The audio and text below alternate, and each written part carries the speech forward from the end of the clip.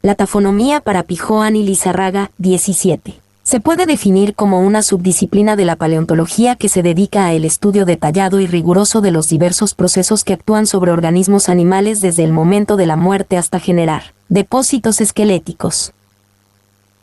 Es necesario que el investigador conozca a profundidad estos procesos con dos objetivos. El primero sería entender los materiales arqueológicos recuperados no solo como una momia o un conjunto de huesos, sino más bien como una unidad biológica en constante transformación que, aunque la persona haya fallecido, continúa sufriendo una serie de procesos físicos, químicos, biológicos y culturales que siguen actuando sobre él. El otro objetivo es que se puedan distinguir claramente alteraciones producidas por procesos mórbidos en el individuo de alteraciones producidas por tafonomía y que no tienen que ver con procesos patológicos sino con procesos naturales. En este capítulo revisaremos primeramente los procesos de biotransformación normal que sufre el cuerpo después de la muerte para posteriormente pasar a estudiar algunas de las alteraciones tafonómicas más frecuentemente encontradas en el material arqueológico. Procesos tafonómicos. Muchos factores pueden intervenir en el destino final de un cuerpo que pueden variar desde el medio en el que se encuentra hasta la ropa misma que tenía el individuo al morir y que podemos agrupar para su estudio en 4 grupos, a saber los factores ambientales, individuales, criminales y culturales.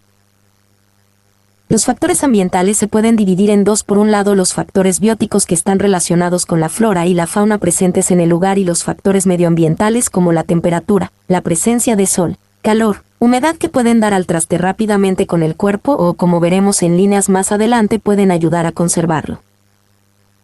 Dentro de los factores individuales tenemos que tener en cuenta la edad del individuo, siendo los niños y ancianos más rápido el proceso de descomposición. Otro factor importante es el estado de salud. Por ejemplo, una persona con osteoporosis obviamente se degenerará más fácilmente su esqueleto que una persona con consistencia ósea normal.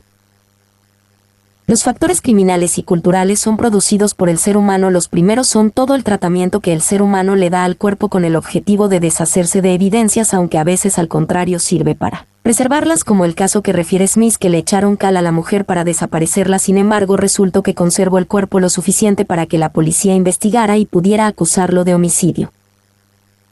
Las alteraciones culturales tienen que ver con las disposiciones funerarias y el tratamiento que se les da a los cuerpos. Es común en varias partes del mundo desenterrar los cuerpos, decorarlos y exponerlos, lo cual obviamente altera mucho los procesos naturales.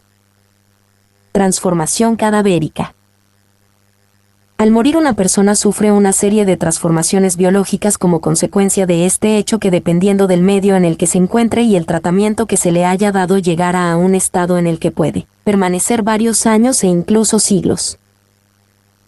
Dependiendo de estas condiciones se puede encontrar el material arqueológico en muy diversos estados, los cuales se pueden resumir en la figura siguiente. La putrefacción es el fenómeno más común, sin embargo no se pueden descartar los demás fenómenos entren en acción sobre el cuerpo para dar como resultado su preservación o su desmembramiento y desplazamiento de segmentos que produce la antropofagia. Volvamos al proceso más común, que es la putrefacción, que consiste en la descomposición del cuerpo por bacterias y que va a llevar a un cuerpo a la reducción a un esqueleto en un lapso de tiempo que puede variar entre 5 y 7 años. 5. En el caso de materiales arqueológicos, como es lógico, no se van a encontrar en un periodo de putrefacción sino en reducción esquelética o bien en fosilización, por lo cual basta explicar que en este proceso las bacterias que habitaban en el mismo individuo, al perderse el control biológico del mismo, empiezan a proliferar y a producir gases que van a distender el cuerpo en los casos de no estar contenido en una estructura rígida que impida la expansión, para posteriormente, al agotarse la materia productora de gas, desinflarse el cuerpo y por efecto del peso de la tierra se desarticula y sufre algunos movimientos. Por último tenemos el periodo de reducción esquelética, en el cual se pierden todas las partes blandas y queda solo el esqueleto junto con los dientes, que por su naturaleza de sales inorgánicas resisten la putrefacción y puede conservarse por millones de años, siendo importante en este caso el tipo de suelo en el que se encuentra, porque algunos suelos son extremadamente ácidos y pueden hacer muy frágil el esqueleto. Dependiendo de si el cuerpo fue abandonado en la superficie o fue enterrado, se pueden encontrar en dos disposiciones que podemos identificar fácilmente. 18. Por un lado, los cuerpos abandonados en superficie obviamente los encontraremos sin necesidad de excavar y presentan la característica de que al ir sufriendo la putrefacción, al no haber estructuras que los contengan o que sustituyan, se irán desplazando. De esta manera es frecuente encontrar el cráneo girado al descomponerse el cuello, que o sostenía en posición fija. Las costillas pueden encontrarse caídas y la pelvis abierta, además de que los huesos de manos y pies tienden a caer a la superficie. En el caso de cuerpos enterrados observamos una situación diferente porque el cuerpo está contenido dentro de la tierra y al ir desapareciendo partes blandas empiezan a ser sustituidas por tierra que va penetrando en los espacios dejados por la misma, de manera que va quedando fijado el esqueleto en su posición por la tierra que le sirve de sostén. Como es obvio, en estas situaciones se encuentra con sus relaciones anatómicas mejor conservadas que en un cuerpo abandonado en superficie.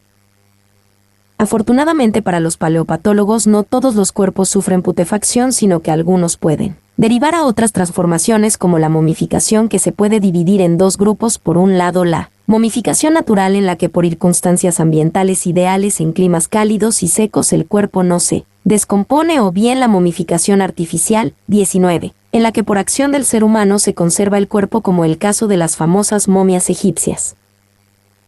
La momificación natural se da en ambientes cálidos y secos con abundante circulación de aire y con sales minerales que favorecen la preservación del cuerpo. Con respecto al cuerpo, la piel adquiere un color oscuro y una apariencia de cuero curtido, y al perder agua la piel se torna arrugada y los ojos pueden verse hundidos y dehidratados. La momificación artificial probablemente se dieron cuenta de que el calor y las sales minerales favorecían la conservación de los cuerpos, por lo que gradualmente fueron desarrollando técnicas para la momificación artificial. Una de las regiones más estudiadas ha sido Egipto, motivo por el que mencionaremos a continuación de forma breve el proceso de momificación que ellos practicaban. Como primer paso, se lavaba bien el cadáver con resinas para posteriormente extraer los órganos internos y depositarlos en vasos conocidos como conopeos, que estaban tapados con representaciones de los dioses menores, los cuales cada uno era representado por una cabeza. Posteriormente, el cuerpo era sumergido en una tina que contenía una solución salina que se conoce como natrón, durante un periodo de 40 días aproximadamente. Por último, era vendado con piezas de lino embebidas en resinas para entrega el cuerpo dentro de un sarcófago, y al mismo tiempo se entregaban los conopeos conteniendo las vísceras.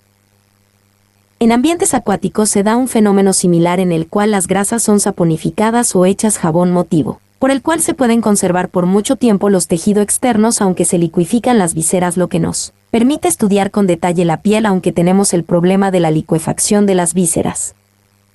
Corificación. Otro fenómeno conservador es la corificación, en la que por circunstancias naturales que favorecen la preservación de cuerpo, entre ellos el contacto con cuero o sustancias utilizadas para curtir. Otra circunstancia es la presencia de camas de vegetales o coronas, que no sabemos exactamente por qué mecanismo, pero esto favorece que se conserven los cuerpos.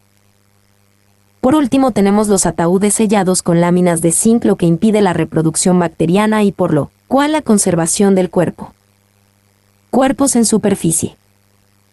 En el caso de cuerpos en superficie también actuarán diferentes elementos sobre su estado de conservación, produciendo que puedan encontrarse muy frágiles o bien en condiciones adecuadas. Uno de los factores más dañinos para un esqueleto pueden ser las raíces de las plantas, puesto que contienen sustancias capaces de disolver los huesos, además de que pueden irse enredando en los mismos, lo que termina por englobarlos y reventarlos. Otro factor importante en la preservación del esqueleto es la acidez o alcalinidad del suelo, siendo un suelo ácido ideal para la destrucción del esqueleto. Los ambientes cálidos y húmedos son poco favorables para el esqueleto, puesto que la humedad favorece la disolución de la colágena y por lo cual la destrucción de los huesos. La luz del sol también es un elemento desfavorable para la conservación del esqueleto, puesto que colabora en la ruptura de uniones estructurales de las proteínas, resquebrajando los huesos y volviéndolos frágiles y fáciles de partir.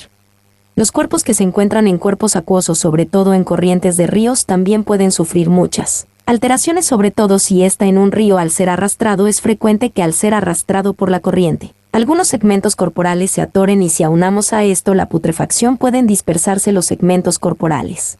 Los huesos del cráneo son especialmente susceptibles a sufrir algunas alteraciones, como la separación de la mandíbula y el desgaste de la corriente que ejerce una acción periódica sobre este producido por el roce constante.